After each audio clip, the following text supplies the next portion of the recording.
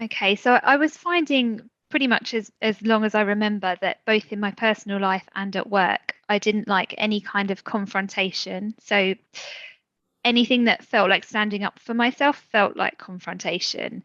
And I was finding that it was stopping me develop as a manager in my career, in my friendship circles. I wasn't able to say what I wanted, and I'd just have to go along with other people, or it would come out as passive aggression, and I'd just, have a huge go at someone. So I wanted to be able to have a conversation with people where I could stand up for myself firmly, but without getting aggressive.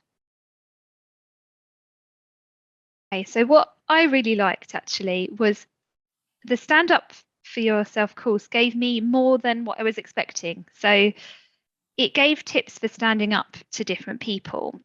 But bigger than that, it was a really good way of analyzing different personalities around you and understanding what drives people.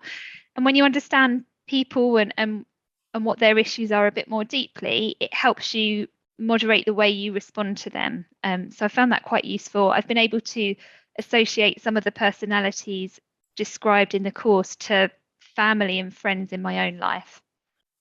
Some of the relationships that I found difficult or challenging, I just feel a bit more grounded going into them, and I know to moderate my own thoughts. So if I have triggers from a certain person, to kind of understand them, understand myself, and just try and moderate the way I am, but also being able to just stand up for myself a bit more firmly. So I still have a long way to go, but I'm noticing I'm not just reacting aggressively or just not talking back to someone at all. I'm trying to be more firm and more grounded, but staying calm and in control when I do it.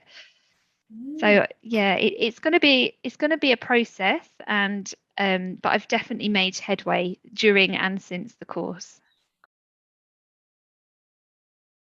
Yeah, well, one thing that happened as a result of the course, which is really nice actually, excuse me, is a friend of mine that I fell out with a few years ago.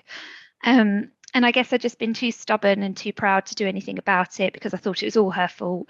I actually reached out, and we've made contact again, and I think we're going to go ahead with our friendship. I'm meeting up with her a day for next week. So that's something I probably wouldn't have done. And it's only by understanding personality types, understanding my own thoughts in the relationship, and understanding where she was coming from. It really helped me to kind of look above at what had happened and make me realize that that she was a valuable friend, and I reached out to her again.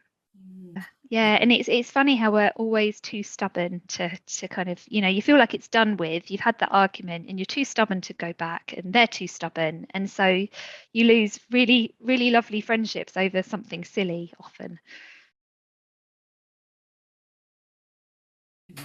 Yeah, so I would recommend the course to others. I don't tend to do it that often, and it's not because of anything to do with the course, it's because of me.